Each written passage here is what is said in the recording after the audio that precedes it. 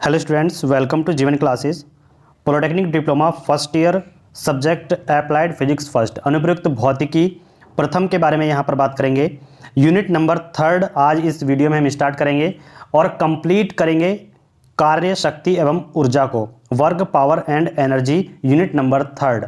Unit number 1 and 2 की videos पहले ही upload की जा चुकी है, वहां पर आप जाकर के उन वीडियोस को देखेगा और यूनिट नंबर 1 और 2 को कंप्लीट किया हुआ है उसको आप ज़रूर देखें, जिससे कि आपको आगे समझने में काफ़ी ज़्यादा हेल्प मिलेगी। तो उन वीडियो के डिस्क्रिप्शन में लिंक दिए हुए हैं, वहां पर जाकर के आप कंप्लीट उन वीडियो को वॉच कीजिएगा। चलिए स्टार्ट करते हैं। यूनिट नंबर 3 कार्य, शक्ति एवं ऊर्जा, वर्क, पावर एंड एनर्जी। तो सबसे पहले कार्य, शक्ति एवं ऊर्जा को जानने के लिए बेसिक नॉलेज आपके पास होनी चाहिए। जो फर्स्ट टॉपिक हमारे पास है घर्षण, जिसको बोलते हैं फ्रिक्शन। तो फ्रिक्शन के बारे में जानेंगे, ये होता क्या है, कैसे काम करता है और यह कहाँ पर लगता है। तो देखिए, दो सतहों के संपर्क तलों के मध्य उनके अपेक्षित गतियों के विरोधी बल को घर्षण बल कहते हैं।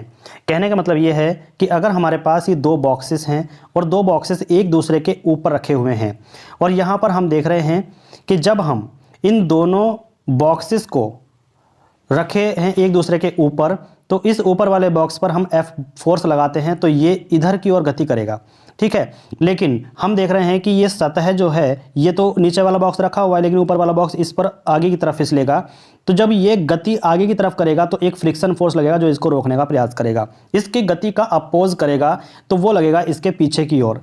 मान लीजिए कि कोई चीज़ आपकी तरफ बढ़ी आ रही है लेकिन उसको रोकने के लिए आप क्या करेंगे, उसको पीछे की तरफ फोर्स करेंगे, ठीक है। तो रजिस्ट करता है उसके मोशन को जो फ्रिक्शन फोर्स होता है, घर्षण बल होता है, तो वही कहलाता है घर्षण। यही कहा गया है कि दो सतह, एक तो सतह इस बॉक्स की है, दूसरी सतह इस बॉक्स की है, दोनों बॉक्स की जो संपर्क सतह है वो ये कहलाएगी और इन तलों के मध्य उनके जो अपेक्षित गतियों के, ये जो गति इधर की ओर है तो उसके अपेक्षित उल्टी जो इधर की ओर काम करेगा वो होगा विरोधी बल, जिसको घर्षण बल कहते हैं, ठीक है। आई होप आपको समझ में आया होगा। इंग्लिश में अगर हम देखें, the force that resist the motion of one surface relative to another surface with which in contact is known as friction. अपेक्षित या फिर सापेक्ष बोलें तो दो सतह जो हमने यहाँ पर बताई थी कि फर्स्ट ब्लॉक और सेकंड ब्लॉक, उनके बीच जो भी सतह है, जो कॉन्टैक्ट सरफेस है, उसमें लगने वाला जो बल है वो कहलाता है घर्षण बल, ठीक है। अब घर्षण बल का कारण क्या है, किस वजह से ये होता है, तो इसके तीन टाइप हैं। पहला है सतहों के खुरदरेपन के कारण यह लगता है, due to roughness of the surface. कैसे, आइए इसको जानते हैं। पिंड की सतह कितनी भी चिकनी क्यों न हो, सूक्ष्मदर्शी से देखने पर पता चलता है कि प्रत्येक पिंड का तल खुरदरा होता है, इसलिए हम फ्रिक्शन को खत्म कर सकते हैं, यह कहना नामुमकिन है। केवल फ्रिक्शन को कम किया जा सकता है, पूरी तरीके से समाप्त नहीं किया जा सकता। तो कोई ये कहे कि हम फ्रिक्शन को पूरी तरीके से समाप्त कर देंगे, खत्म कर देंगे, तो ये असंभव है, नामुमकिन है। तो सतहों के खुरदरेपन के कारण ही फ्रिक्शन पैदा होता है और यदि हम कितनी भी सरफेस चिकना कर दें, उसकी सतह को कितना भी चिकना कर दें, स्मूथ कर दें, तो हम जब उस पर किसी भी बॉडी को चलाएंगे तो फ्रिक्शन एक नगण्य हो सकता है लेकिन कंप्लीटली जीरो नहीं हो सकता, क्योंकि अगर हम उसी को सूक्ष्मदर्शी से देखें तो वो हमें खुरदरी नजर आएगी।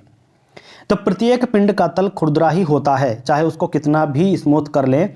उस पर असंख्य शिखर व गर्त होते हैं। शिखर का मतलब होता है उभार और गर्त होता है जो ये गड्ढे होते हैं, इसको बोलते हैं गर्त, ठीक है। तो देखिएगा, हमने इसको काफ़ी ज़्यादा स्मूथ किया, चिकना कर दिया, लेकिन जब हमने इसको सूक्ष्मदर्शी से देखा तो हमें इस तरीके के ये दिखाई देने लगे, ठीक है। इसका मतलब क्या है, फ्रिक्शन तो होगा ही। क्यों? क्योंकि ये जो खुरदरी सतह है इसी के कारण फ्रिक्शन पैदा होता है, ठीक है। अब देखिए आगे, ये तो है जब हमने इसको चिकना कर दिया इसकी सतह को, तो साधारण देखने पर हमें ऐसा लगेगा, लेकिन जब हमने सूक्ष्मदर्शी से देखा तो हमें ये इस तरीके के उभार और ये इसके जो गर्त है, शिखर है, वो देखने में नजर आए। अब दूसरा कारण इसका क्या है, दूसरा कारण है अणुओं तथा परमाणुओं के बीच लगने वाले जो वैद्युत चुंबकीय बल है, उसके कारण भी फ्रिक्शन पैदा होता है, due to electromagnetic force between atoms and molecules. अब यहाँ पर देखिए, इसको समझते हैं। जो परमाणु होते हैं ना और अणु होते हैं, उनके बीच जो लगने वाला आकर्षण बल है वो दोनों के सतहों के वास्तविक संपर्क क्षेत्रफल के क्या होता है, समानुपाती होता है। मतलब जो संपर्क है वो बढ़ेगा तो उसके बीच बल भी बढ़ेगा, उनके बीच आकर्षण पैदा होगा और इसी कारण जो है उनमें घर्षण बल पैदा होता है। आगे बात करें तो वास्तविक संपर्क क्षेत्रफल वस्तु पर अभिलंब प्रतिक्रिया के समानुपाती होता है। अतः हम कह सकते हैं कि घर्षण बल अभिलंब प्रतिक्रिया के समानुपाती होता है।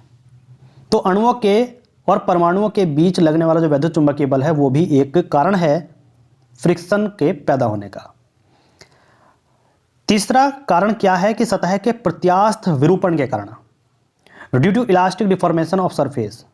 अब मतलब क्या है उसको समझिएगा कि कोई भी पिंड अगर पूर्णतः दृढ़ नहीं है, हम ये कहें कि कोई भी पिंड पूर्णतः दृढ़ नहीं है, और हाँ ये है भी कि कोई भी पिंड ऐसा नहीं है जो पूर्णतः दृढ़ है, तो इसीलिए लिखा है कि कोई भी पिंड पूर्णतः दृढ़ नहीं होता। अतः जब हम एक पिंड दूसरे के तल पर विश्राम अवस्था में होता है, मतलब एक स्टैटिक पोजीशन में होता है, रुका हुआ होता है एक दूसरे के ऊपर, ऐसे हम देख लें कि दो बॉक्स रखे हुए हैं तो ये विराम अवस्था में है, तो ऊपर वाले पिंड के भार के संपीड़न प्रभाव के कारण, संपीड़न का मतलब होता है कि ये इसको दबाएगा, मतलब ये वाला जो ऊपर वाला पिंड है ये इस पर वजन डालेगा, ये होता है संपीड़न प्रभाव, इसको दबाने की कोशिश करेगा। कंप्रेस, संपीड़न का मतलब होता है कंप्रेस, संपीड़न प्रभाव कंप्रेस इफेक्ट के कारण संपर्क पृष्ठों का कुछ न कुछ विरूपण के कारण भी कुछ शिखर और गर्त उत्पन्न होते हैं। मतलब ये है कि जब एक बॉक्स के ऊपर दूसरा बॉक्स रखा जाएगा तो अगर हम यहाँ पर सूक्ष्मदर्शी से देखें तो इसके वजन के कारण इस वाले बॉक्स के इस सरफेस पर क्या हो जाएगा, उतार और चढ़ाव इस तरीके से बन जाते हैं, मतलब कहीं ना कहीं पर ऐसे रफनेस आ जाती है, सतह पर गड्ढे बन जाते हैं, चाहे वो बहुत ही मामूली से हों, तो उनके कारण भी क्या होता है, फ्रिक्शन पैदा होता है, घर्षण पैदा होता है। अब ऐसे दो पिंड जब एक दूसरे के संपर्क में आते हैं जिनकी सतह पे गर्त और शिखर बन चुके हैं, तो एक पिंड के कुछ शिखर दूसरे पिंड के गर्तों में फंस जाते हैं और एक दूसरे को जकड़ लेते हैं, मतलब ऊपर वाले में इस तरीके से बने, नीचे वाले में इस तरीके से बन गए, तो ये क्या होगा, एक दूसरे में फंस जाएंगे। तो ये क्या करेंगे, इसकी गति को रोकने का प्रयास करेंगे। जब कोई चीज़ मतलब एक दूसरे से ऐसे फंसी होती है तो उनको निकालने में थोड़ा फोर्स लगाना पड़ता है, मतलब क्या है कि गति में विरोध पैदा होता है, तो उसी को कहते हैं घर्षण। अब घर्षण तो हमने जान लिया, लेकिन स्थैतिक और सीमांत और गतिक घर्षण ये इसके टाइप होते हैं। अब यहाँ पर हमने लिखा हुआ है, देखिए स्थैतिक को बोलते हैं स्टैटिक, सीमांत को बोलते हैं लिमिटिंग और गतिक घर्षण को बोलते हैं डायनेमिक फ्रिक्शन। चलिए इनके बारे में एक एक करके बात करते हैं। तो पिंड की विराम अवस्था में पिंड पर लगने वाला जो घर्षण बल है उसको बोला जाता है स्थैतिक घर्षण बल, और इसको हम स्मॉल f और सफिक्स में s लिख करके इस तरीके से रिप्रेजेंट करते हैं, प्रदर्शित करते हैं। तो ये हुआ फर्स्ट स्थैतिक घर्षण, कि अगर पिंड विराम अवस्था में है और उस पर जो भी घर्षण बल लग रहा है तो उस समय हम उसको बोलेंगे स्थैतिक घर्षण बल, और उसको स्मॉल f और सफिक्स में s लिख करके करेंगे, ना कि ये गलत हो जाएगा। स्मॉल f और सफिक्स में s ही लिखना है, यही होता है स्थैतिक घर्षण, ठीक है, ये गलत हो जाएगा। अब आगे, स्थैतिक घर्षण बल का चरम मान, चरम का मतलब होता है जो पीक वैल्यू होती है, वो सीमांत घर्षण बल कहलाता है। मतलब ये है कि एक कहानी से समझिएगा, जैसे कि ये है, ये यहाँ पर रखा हुआ है, तो ये इस सरफेस पर एक भार डालेगा ये बॉक्स, और ये सरफेस इस पर एक रिएक्शन लगाएगा ऊपर की ओर जो आर कहलाएगी। ये स्थिर अवस्था में है, तो ये इसके बीच लगने वाला, इस सतह के और इस बॉक्स के सरफेस के बीच लगने वाला जो बल होगा वो होगा घर्षण बल, स्थैतिक घर्षण बल। अब देखिए यहां पर एक बल लगाया गया, लेकिन अभी भी ये क्या है, स्थिर अवस्था में है। मतलब क्या है कि किसी बॉक्स में कोई वजन है, हम उस पर फोर्स लगा रहे हैं, फोर्स लगाया, ये एक रिएक्शन यहां पर आर लगाएगा, ये इस पर क्या करेगा, एक डब्ल्यू बल लगाएगा। लेकिन जब इसमें कुछ वजन है तो हम कुछ फोर्स लगाते हैं तो वो बॉक्स अपनी जगह से हिल नहीं पाता। अब हमने इस पर फोर्स लगाया तो इसमें एक Fs लग रहा होगा जो स्थैतिक घर्षण बल कहलाएगा, क्योंकि जो इसको रोके हुए है तो वही कहलाएगा स्थैतिक घर्षण बल। अब देखिए आगे, स्थैतिक घर्षण बल का चरम मान सीमांत घर्षण बल कहलाता है।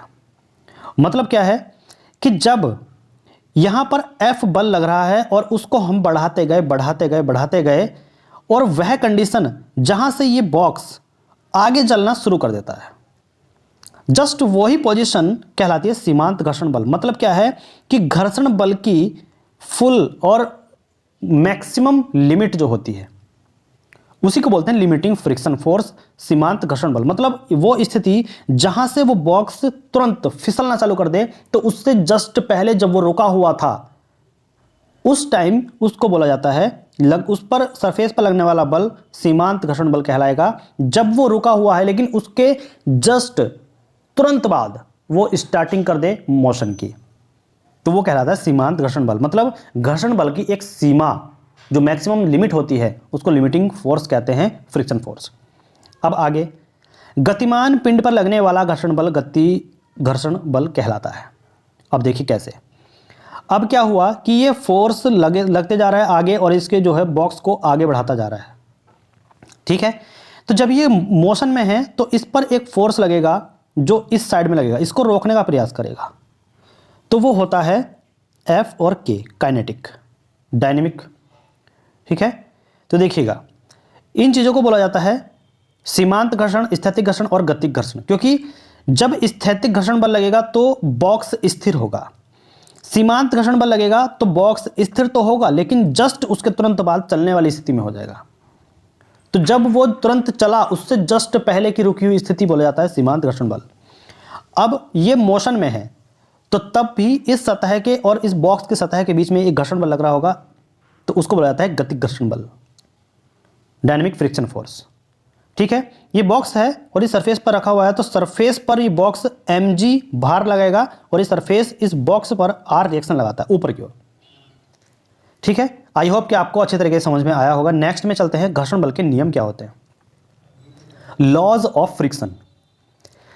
घर्षण के नियम की सर्वप्रथम व्याख्या जो की थी वो अमॉन्टॉन्स ने की थी। अमॉन्टॉन्स याद रखेगा, ये साइंटिस्ट थे जिन्होंने 1699 में घर्षण बल के नियम को सर्वप्रथम बताया था, उसकी व्याख्या की थी, एक्सप्लेन किया था।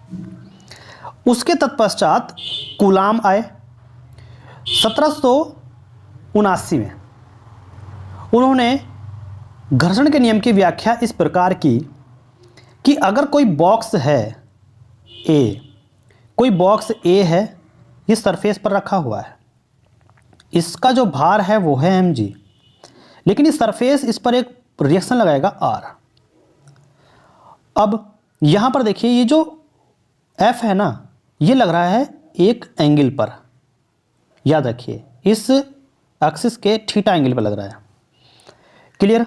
अब यहां पर देखेंगे कि ये जो कंपोनेंट है ये क्या हो जाएगा, ये F अगर लग रहा है तो ये हो जाएगा F cos थीटा, ये F cos थीटा हो जाएगा ये वाला, ठीक। तो यहां पर एक कंडीशन होगी जो R के ही समांतर होगी, R के ही जैसे एक लगेगी F sin theta, F sin theta, ठीक है। अब देखिएगा जब ये गति इस साइड होगी इस बॉक्स की तो एक फ्रिक्शन फोर्स लगेगा इधर जिसको बोलते हैं Fs, ठीक है। ये इधर को जाने का प्रयास करेगा तो अभी ये रुका हुआ है तो Fs कहलाएगा स्टैटिक फ्रिक्शन फोर्स, ठीक है। तो ये जो कूलाम ने बताया था ये इस तरीके से बताया था कि अगर हम यहाँ पर इस तरीके से किसी एंगल पर फोर्स लगाते हैं तो यहाँ एक कंपोनेंट आएगा जो इस हॉरिजॉन्टल एक्सिस पर आएगा F cos थीटा, तो इस वैल्यू को हम लेंगे F cos थीटा को और एक फ्रिक्शन फोर्स लेंगे Fs को। तो यहाँ पर जो होगा ना ये Fs equal to F cos theta होगा। अब क्यों होगा, क्योंकि हम हॉरिजॉन्टल डायरेक्शन ले रहे हैं तो हॉरिजॉन्टल डायरेक्शन में इसके अपोजिट में ये है और एक कंपोनेंट होगा वर्टिकल में ये, तो वर्टिकल में कौन कौन से हो जाएंगे, एक तो हो जाएगा F sin थीटा, इसी के साथ है R, तो क्या हो जाएगा R plus F sin theta और इक्वल टू में हो जाएगा mg। तो इस तरीके से आप देखेंगे आगे आपको पता चलेगा। तो ये बताया था कूलाम ने। अब देखिए वस्तु A पर आरोपित किसी बल F के कारण A तथा B, ये A है और ये B है, इनके बीच उत्पन्न घर्षण बल निम्न नियमों का पालन करता है। अब जो घर्षण बल ये Fs है ये किस किस नियम का पालन करता है, आइए इनको जान लेते हैं। यदि वस्तु ए सतह बी पर चलना प्रारंभ नहीं करती है तो सतह बी के द्वारा ए पर लगाया गया जो स्थैतिक घर्षण बल है वो Fs है और आरोपित बल F है, तो उसका वह घटक जो बी के समांतर है एक दूसरे को संतुलित करते हैं। मतलब Fs जो बराबर होगा वो F cos थीटा होगा, और जब ये एक दूसरे को संतुलित करते हैं तो ये परिमाण में बराबर होंगे और दिशा में विपरीत होंगे। तो क्या कर सकते हैं कि F is directly proportional to F cos theta. ठीक है, तो ये दोनों जो ये वाले कंपोनेंट हैं और ये वाला हॉरिजॉन्टल में लेंगे तो ये दोनों इस ऐसे होंगे,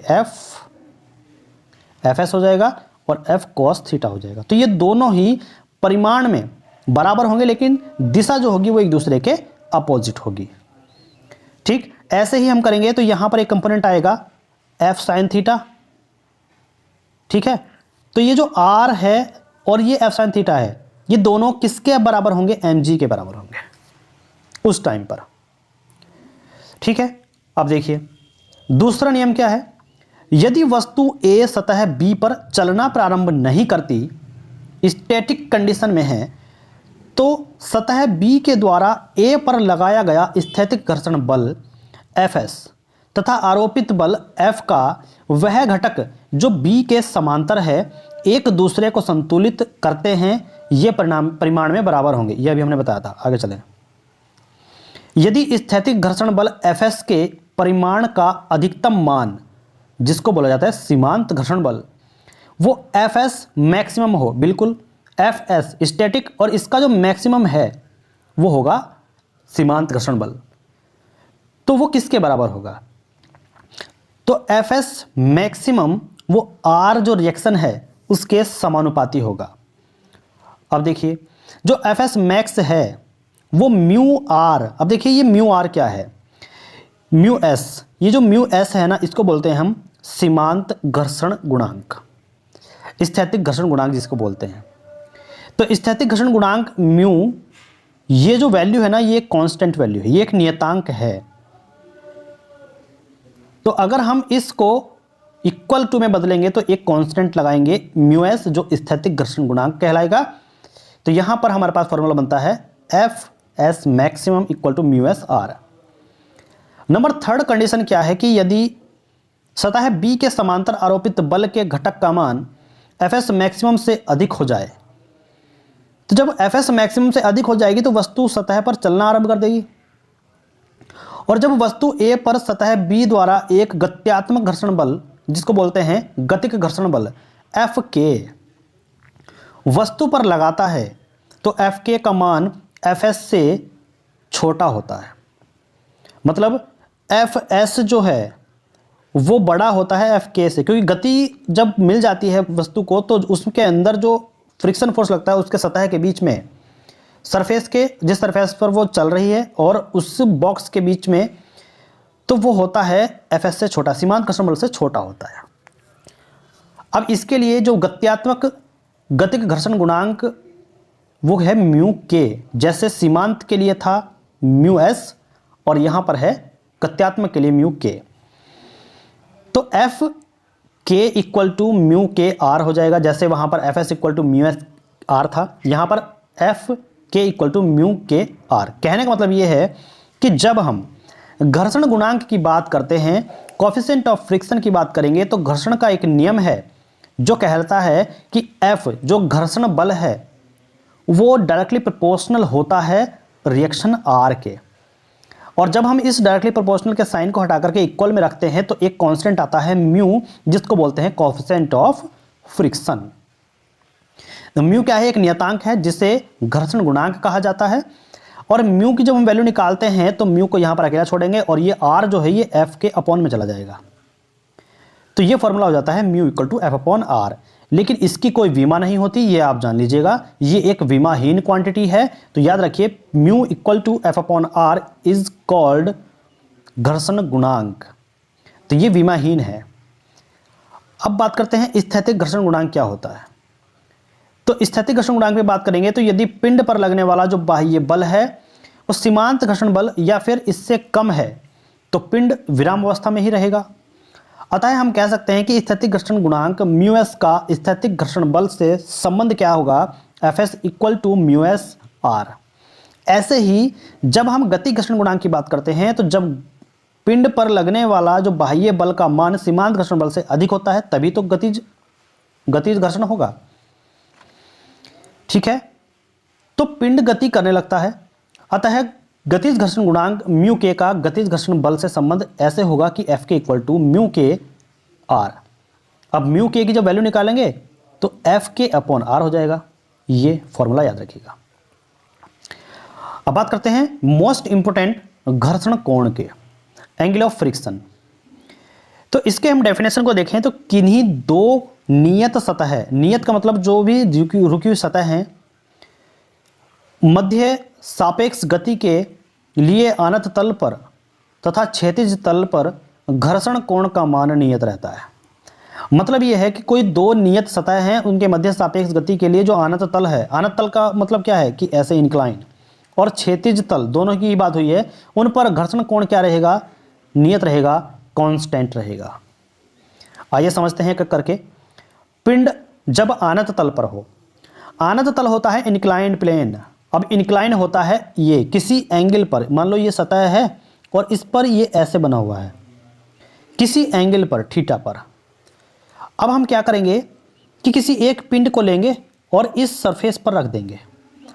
अब इस सरफेस को हम कैसे देखेंगे, ये दोबारा से इसको फिगर में बनाकर देखते हैं। मान लिया ये यहाँ पर है और ये पिंड रखा हुआ है, तो हम क्या करेंगे कि जो इसका भार होगा वो ऐसे नहीं होगा, भार जो लगता है हमेशा ही डाउनवर्ड लगता है दोस्तों, बस इतना ध्यान रखिएगा, हमेशा ही डाउनवर्ड होता है mg, वर्टिकली डाउनवर्ड। और रिएक्शन जो होगी इस सरफेस के कारण इस बॉक्स पर वो लगेगी इसके ऊपर की ही ओर। दो चीज हो गया, एक ये और एक ये। अब देखिएगा कि इस आर के सामने एक कंपोनेंट निकल करके आएगा और एक इधर आएगा, तो जब ये थीटा है तो ये वाला एंगल थीटा बनेगा। जब ये थीटा है तो ये वाला एंगल थीटा बनेगा। कैसे, यहां से ये एंगल निकल के आया, तो जब हम इस तरीके से बनाएंगे तो ये जो होगा ये एक यहां पर बनेगा, ठीक है, और ये तो ये थीटा है। अब जब इसके अकॉर्डिंग ये खींचेगा तो हमारे पास क्या होगा, ये वाला थीटा होगा। तो इसी कारण से हमने क्या देखा कि ये जो आनत तल है थीटा एंगल पर, इस पर एक बॉक्स रखा गया और यहाँ पर एक लोड है इसका, जो बॉक्स का है भार mg और यहाँ पर है r। तो ये जो है ना mg, ये दो कंपोनेंट निकालेगा, एक तो इधर और एक इधर।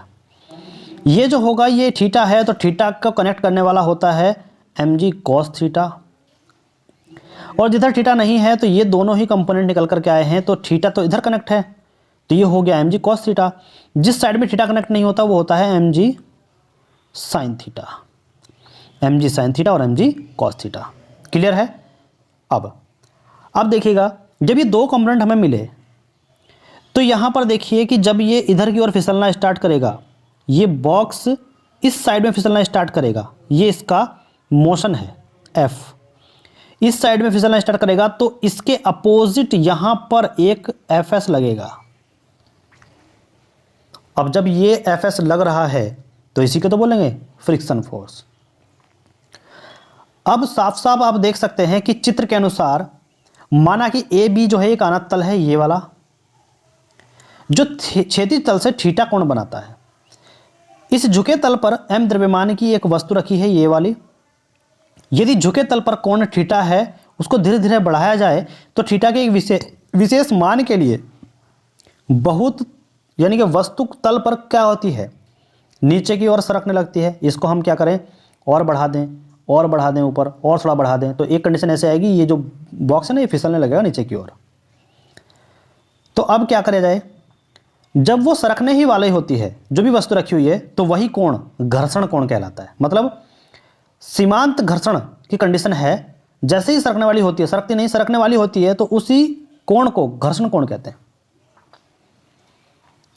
तो वस्तु फिसलने से ठीक पहले निम्न बातों के प्रभाव में संतुलन होती है। जैसे वस्तु का भार mg ऊर्ध्वाधर में होता है, और ऊर्ध्वाधर कैसे, डाउनवर्ड।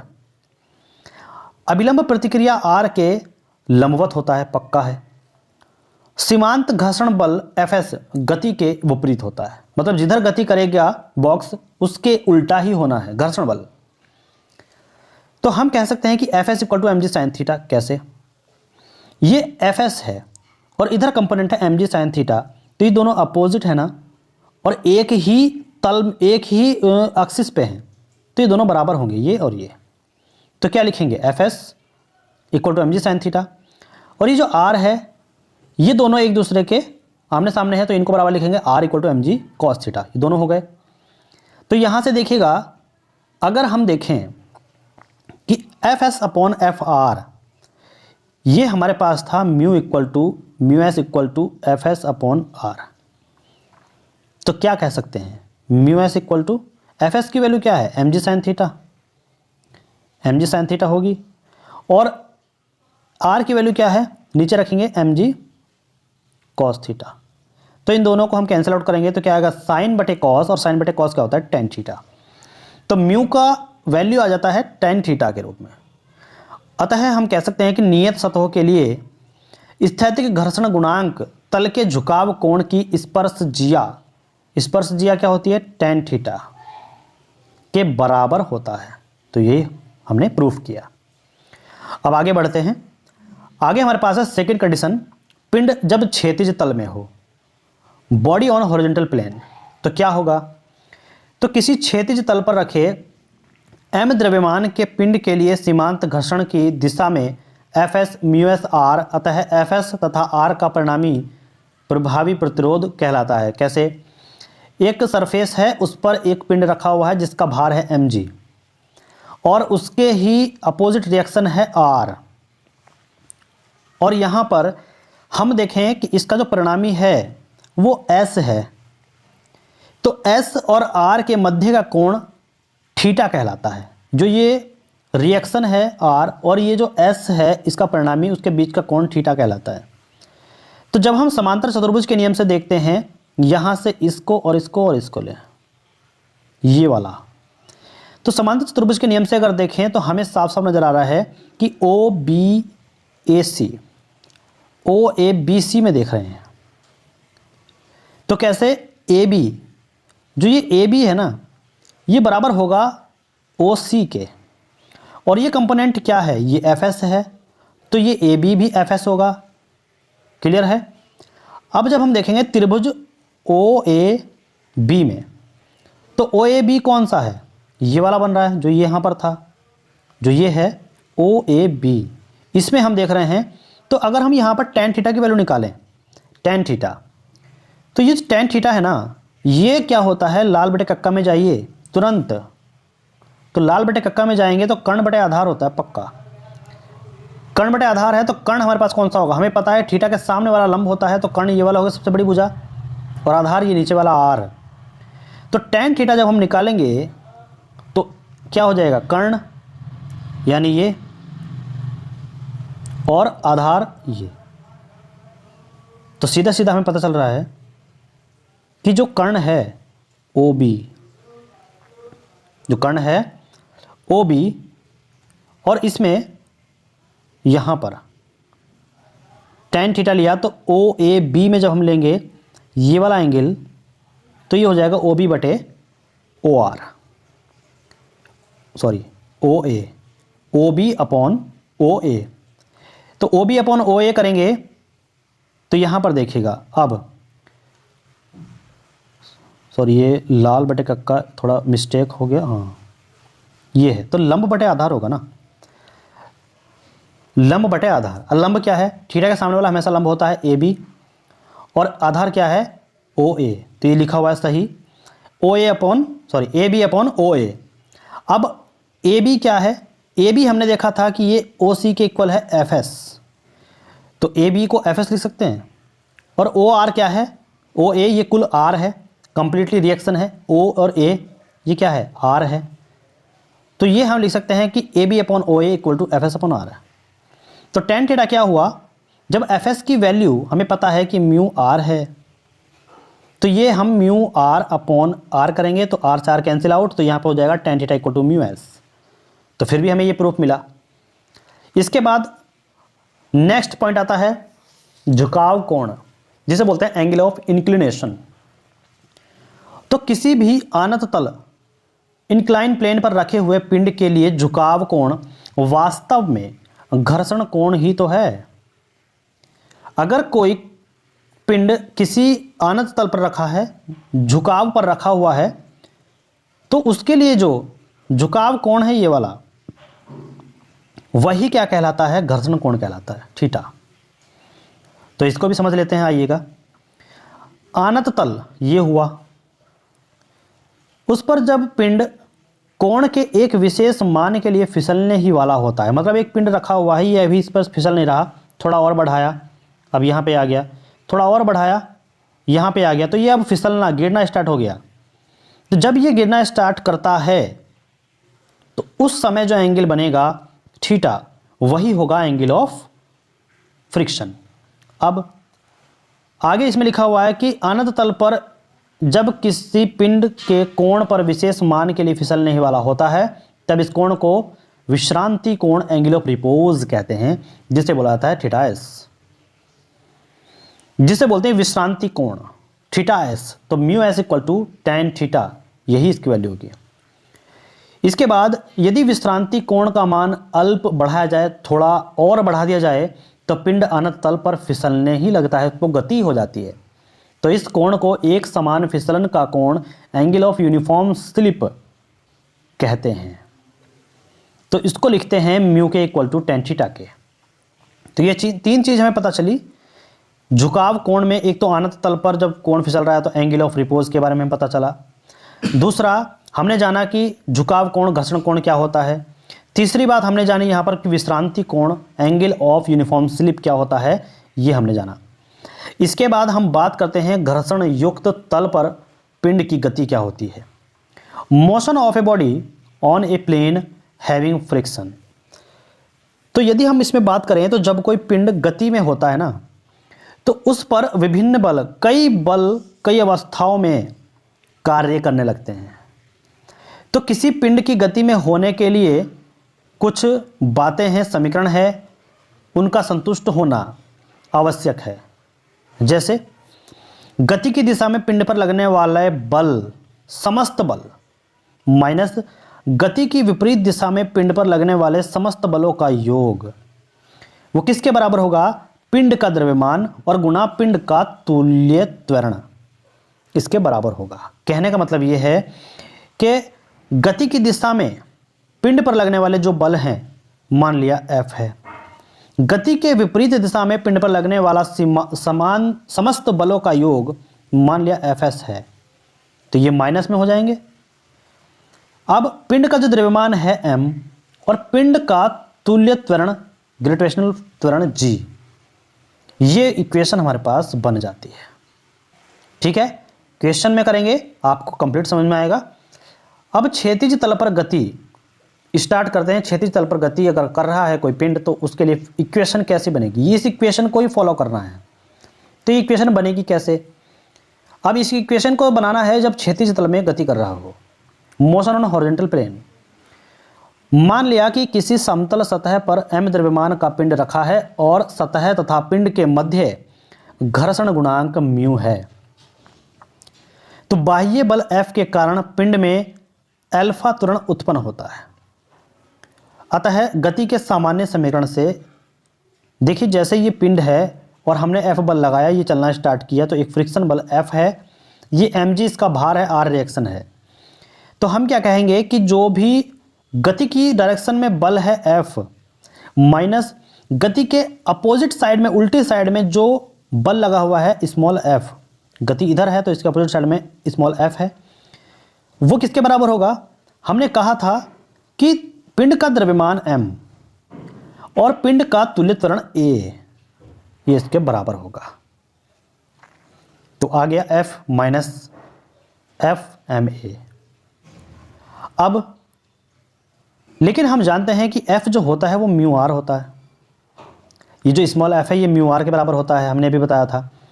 और जो r है वो mg के बराबर होता है। तो r के साथ में म्यू है तो mg के साथ में म्यू हो जाएगा। अब जब हम इस कंडीशन को फॉलो करते हैं यहाँ पर, इस इक्वेशन में ये वैल्यू रखते हैं तो हमें प्राप्त होता है F equal to U M G हो जाएगा, म्यू एम जी, और इक्वल टू में क्या हो जाएगा, एम ए। वो क्यों कि जो भी हमारे पास ये F है ये तो इधर एज इट इज रखा रहेगा, ठीक, ये प्लस है, ठीक है। अगर हम लिखें F और इस F को इधर ले जाएं तो ये प्लस हो जाएगा एम ए के साथ। तो ये क्या है, ये तो म्यू एम जी है ना, तो F equal to mu M G और प्लस में एम ए हो जाएगा। लेकिन अगर हम इस साइड ही रखें तो क्या होगा, F minus mu M G और इक्वल टू में एम ए, ये इक्वेशन बन करके आएगी। अब यहाँ से अगर हम त्वरण की वैल्यू निकालें ए की वैल्यू, तो ए को इधर अकेले छोड़ेंगे और इसके पूरे के अपॉन में आ जाएगा एम, तो F minus mu M G upon M, ये हो जाएगा त्वरण। अब हमें पता है कि अनंत तल पर अगर गति कर रहा है कोई गोल पिंड, उसको देखते हैं अनंत तल पर, ये तो था क्षैतिज के लिए। अब देखते हैं अनंत तल जो आपको यहाँ पर दिखाया गया है, ये अनंत तल है, उस पर मोशन का कंडीशन देखेंगे क्या होगा। तो नीचे की ओर जब गति होती है तो मान लिया कि क्षैतिज से किसी कोण थीटा पर द्रव्यमान का एक पिंड अनंत तल पर ए बी पर रखा है, ये रखा हुआ है ए बी पर। अब क्या है कि उसका भार एम जी, ये जो है एम जी है, इसका एक घटक एम जी कॉस थीटा और दूसरा घटक एम जी साइन थीटा है, जो कि आर के अपोजिट है एम जी कॉस थीटा, और जो अनंत तल है उसके पैरेलल है एम जी साइन थीटा, जो एफ के अपोजिट में होगा। तो हम सीधा सीधा बता सकते हैं कि तल के समांतर नीचे की ओर जो कार्य कर रहा है एम जी साइन थीटा, तल के समांतर, ये तल है इसके समांतर है, और नीचे की ओर एम जी साइन थीटा जो काम कर रहा है वो एफ एस के बराबर होगा। तो लिख सकते हैं M G sine theta equal to F, और एफ के बराबर क्या है, एम ए है, ठीक है, ये माइनस है, क्योंकि इक्वेशन कौन सी फॉलो करेंगे, यही इक्वेशन फॉलो करनी है ना, ये वाली इक्वेशन, ये जो इक्वेशन है इसको फॉलो करना है। तो हमने क्या कहा था कि गति की दिशा में कितने फोर्स लग रहे हैं, एक, इसको लिखा एम जी साइन थीटा।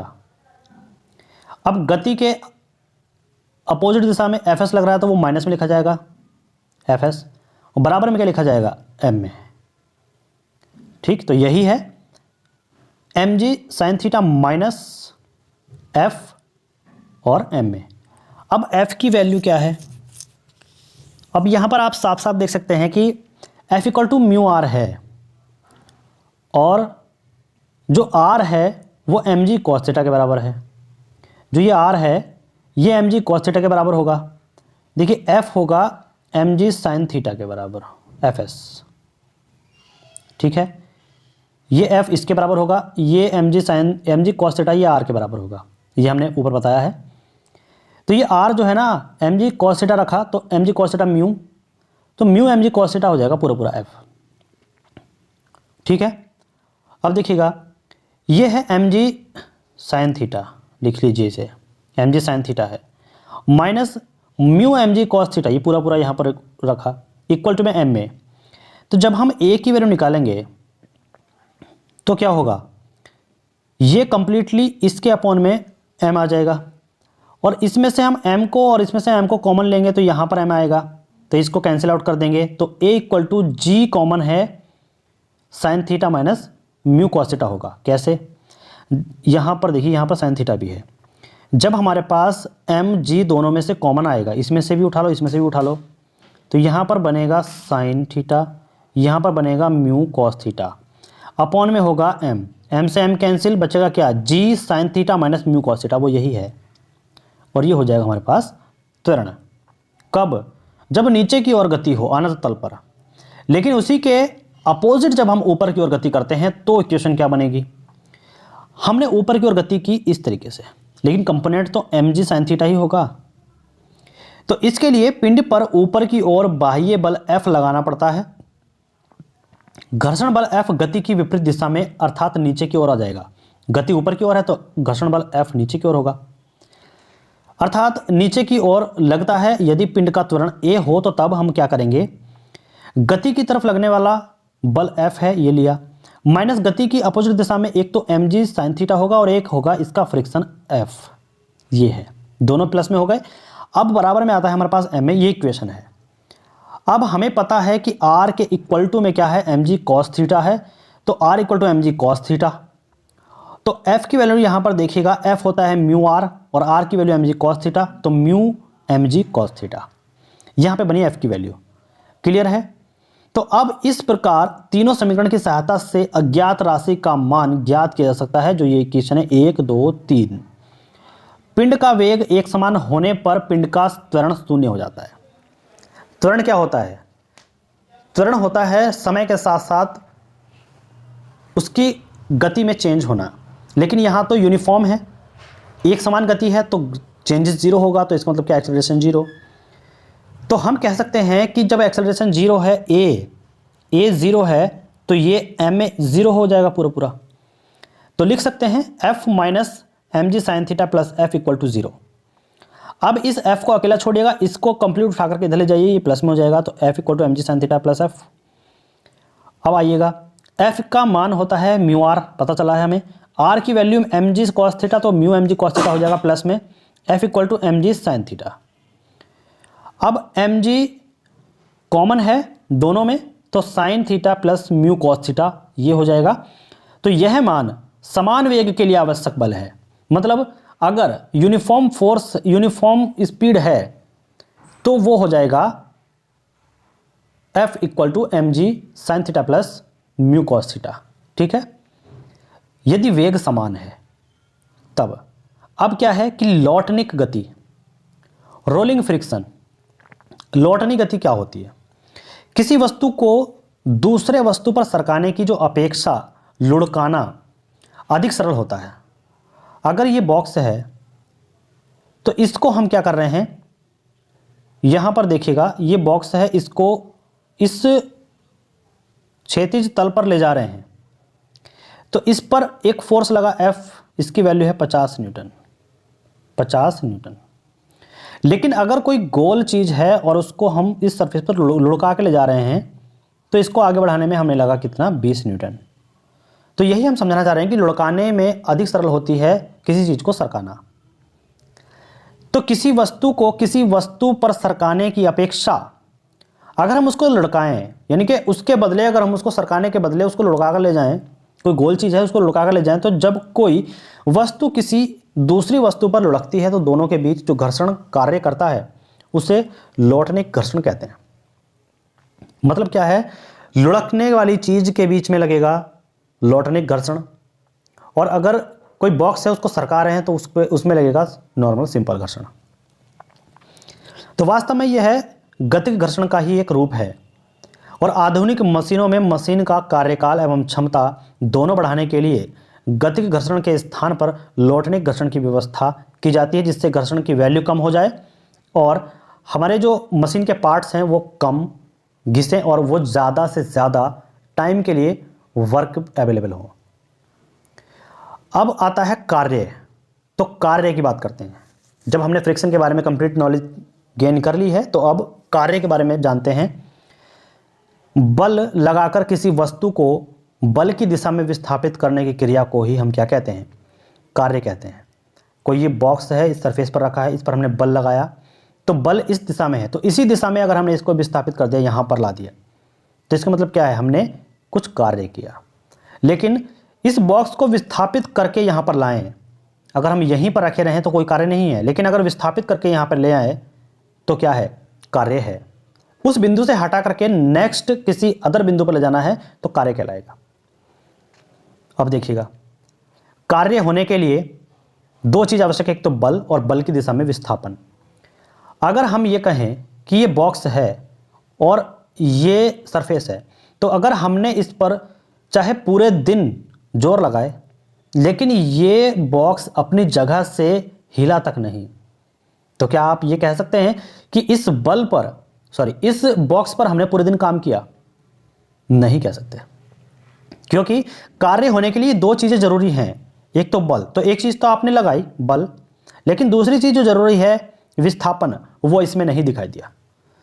तो कहने का मतलब यह है कि अगर इन दोनों में से एक भी चीज नहीं होगी तो कार्य नहीं माना जाएगा। तो हमने बताया कि कोई बॉक्स है और बॉक्स को आप जो है बल लगा रहे हैं लेकिन वो एक भी पॉइंट अपने स्थान से खिसका नहीं, तो इसका मतलब क्या, आपने कार्य नहीं किया। कार्य आपका कितना है, 0 है, चाहे आपने पूरे दिन उस पर जोर लगाए। तो दो चीजें, बल और बल की दिशा में विस्थापन, ये जरूरी है कार्य को स्थापित करने के लिए। यदि बल लगने से वस्तु में विस्थापन उत्पन्न न हो या विस्थापन तो उत्पन्न हो परंतु बल की दिशा में न हो, तो भौतिकी से यही कहा जाएगा कि कोई कार्य नहीं हुआ है। अब देखिए यहां पर यह बॉक्स रखा हुआ है, हम बल लगा रहे हैं इस साइड में, लेकिन वो यहां पर न आकर यहां पर चला गया, तो ये जो विस्थापन हुआ है ये बल की दिशा में थोड़ी ना हुआ है, तो तब भी हमारे यहां कोई भी कार्य नहीं माना जाएगा। जिस साइड में बल लगा रहे हैं उसी साइड में ये विस्थापित हो तो तब हमारा कार्य माना जाएगा, वरना नहीं माना जाएगा। अब देखिए कार्य का मापन, मेजरमेंट ऑफ वर्क, मेजरमेंट को कैसे मापते हैं, वर्क को कैसे मापते हैं। किसी वस्तु को एक ही निश्चित दूरी तक विस्थापित करने में किया गया जो कार्य है वो वस्तु पर लगाए गए बल का समानुपाती होता है। मतलब कोई हमारे पास वस्तु है F, ये उस पर बल लगा हुआ है, कोई वस्तु है उस पर ये बल लगा हुआ है F, उसको हमने यहां पर सरका दिया और कितने दूरी पर, डेल्टा S दूरी पर। तो जब हम इसका कार्य निकालेंगे W, वो किसके प्रोपोर्शनल होता है, F के, जो हमने बल लगाया हुआ है। दूसरा जो कार्य है वो किसके प्रोपोर्शनल होता है, विस्थापन के, जितनी दूर हमने इसको विस्थापित किया। अब जब दोनों का ही हम इसको सॉल्व करके आंसर निकालेंगे कार्य का, तो कार्य जो है दोनों के समानुपाती है, बल के और विस्थापन के। तो इन दोनों की मल्टीप्लाई हो जाएगी W और प्रोपोर्शनल हो जाएगा F और S, डिस्प्लेसमेंट। अब जब प्रोपोर्शनल को हटाएंगे इक्वल टू में, तो K एक कांस्टेंट आएगा जो समानुपातिक स्थिरांक है, F इंटू एस हो जाएगा। तो W को क्या लिख सकते हैं, F इंटू डेल्टा S।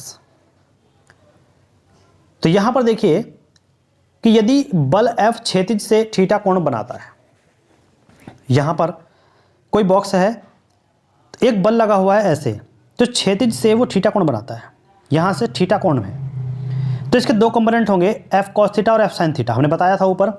और जिस साइड में थीटा है उस साइड में F cos थीटा होगा, जिस साइड में थीटा कनेक्ट नहीं है उस साइड में F sin थीटा होगा। अब दो कंपोनेंट हो गए, तो तब कार्य क्या होगा, और इसको खिसका करके हम यहां पर ले आए, तो डेल्टा S इसका विस्थापन है। तो दोनों चीज हैं, बल भी है और विस्थापन भी है, तो इसका मतलब क्या, कार्य होगा। तो W इक्वल टू बल और गुणा क्या हो जाएगा, विस्थापन, और बल की दिशा में विस्थापन का जो घटक है वही होगा। क्योंकि हम जानते हैं कि अगर बल हमने इधर लगाया है, बल हमने अगर इधर लगाया है तो विस्थापन भी इधर ही होना चाहिए, बल हमने अगर इधर लगाया है तो विस्थापन भी इधर होना चाहिए। लेकिन विस्थापन इधर हुआ है, तो हमें देखना है कि इस साइड में कोई बल लगा है, हाँ, जो ये कंपोनेंट है ना F cos थीटा, ये लगा है, तो विस्थापन की दिशा वाला ही बल लेंगे, ना कि ये वाला नहीं लेंगे, ये वाला लेंगे, जिस साइड में विस्थापन हुआ है उसी डायरेक्शन में। तो कौन सा लेंगे, F cos थीटा, और इनटू में डेल्टा S। ध्यान आया, समझ में आया होगा। आगे बढ़ें, हेडिंग है शून्य, धनात्मक और ऋणात्मक कार्य क्या होते हैं, zero work, positive work, negative work. तो ध्यान रखिएगा, कार्य का मान शून्य, धनात्मक और ऋणात्मक कुछ भी हो सकता है। कैसे, समीकरण W equal to F cos theta delta S से यह स्पष्ट होता है कि कार्य थीटा पर निर्भर करता है, जो कार्य है वो थीटा पर निर्भर कर रहा है। अब कैसे होगा, पॉजिटिव, निगेटिव और जीरो। यदि है जब थीटा पर निर्भर कर रहा है तो थीटा की वैल्यू अगर हम जीरो कर दें तो cos थीटा इक्वल टू 1, मतलब ये हमारे पास क्या है, एक पिंड है, और ये जो F है ना यहाँ पे लग रहा था वो हम यहीं पे लगा दें, तो थीटा घट करके कितना हो जाएगा, ये थीटा है तो घट करके थीटा F यहाँ पे जीरो हो जाएगा। तो क्या हो जाएगा, W equal to F into delta S। ये मतलब बल जो लग रहा है ना वो यहाँ पर है। इसके बाद दूसरी कंडीशन, अगर थीटा इक्वल टू 90 कर दें, मतलब क्या है, बल इस साइड है और हमारे पास डिस्प्लेसमेंट इस साइड है, तो ये 90 डिग्री पर है। तो ये cos थीटा 90 हो जाएगा, तो यहाँ पर थीटा इक्वल टू 90 है तो cos 90 कितना हो जाएगा 0।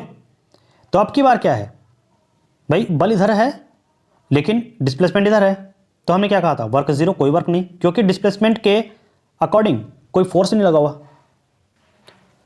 अब इसके बाद थीटा अगर 180 कर दें, मतलब क्या है, डिस्प्लेसमेंट इधर है, फोर्स इधर है, इन दोनों के बीच एंगल थीटा 180 डिग्री।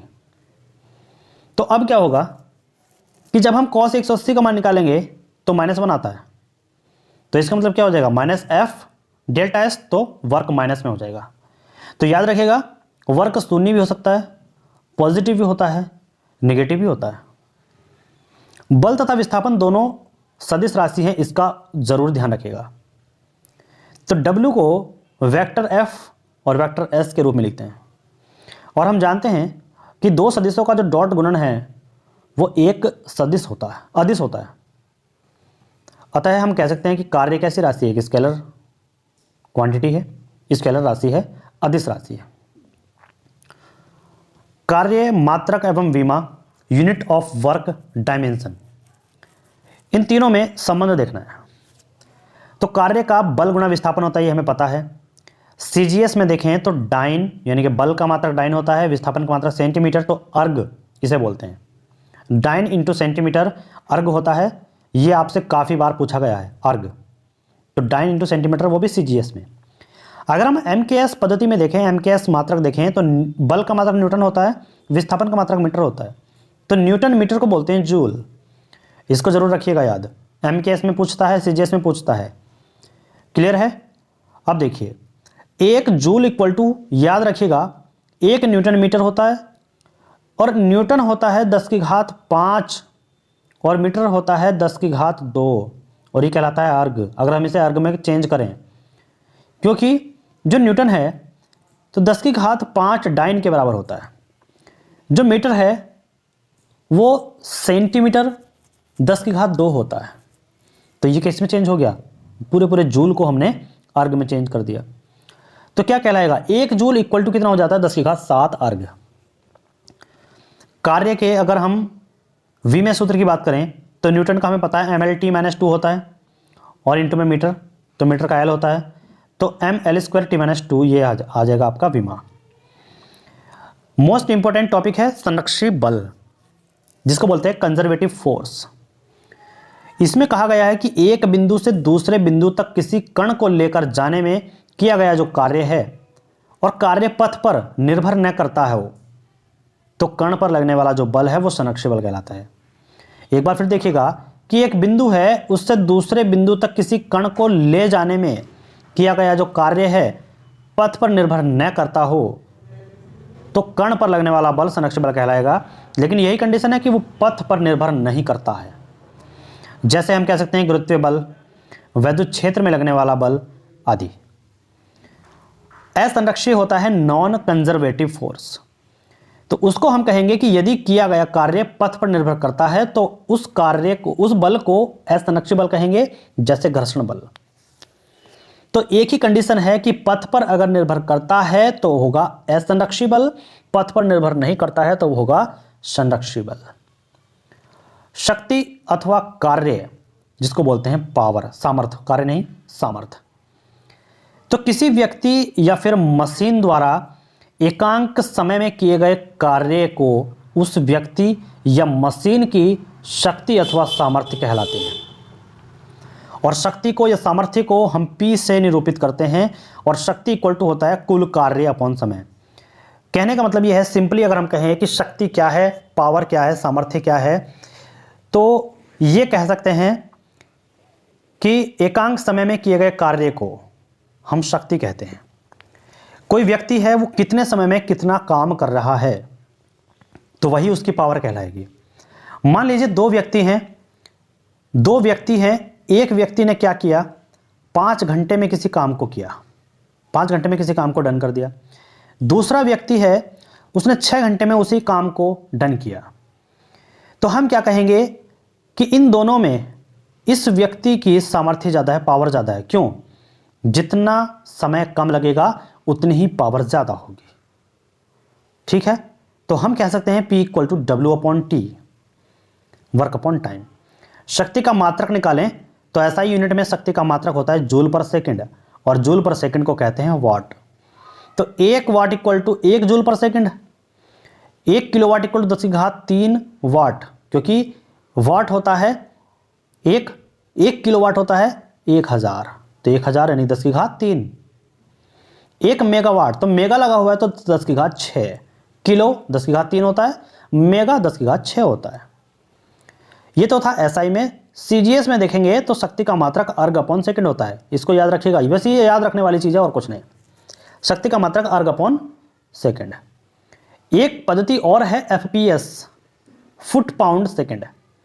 तो मशीनों की सामर्थ्य को अश्व शक्ति से व्यक्त करते हैं, और याद रखिए ये इंपॉर्टेंट है कि एक अश्व शक्ति HP हॉर्स पावर 746 वॉट लगभग होती है।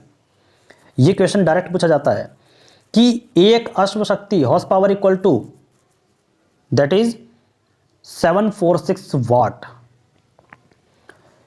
किसी स्वस्थ मनुष्य की औसत शक्ति कितनी होती है? तो 0.5 से 1 अश्व शक्ति तक हो सकती है, याद रखिएगा।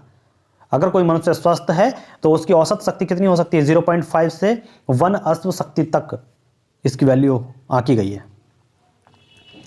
अब बात करते हैं विद्युत शक्ति, इलेक्ट्रिक पावर की।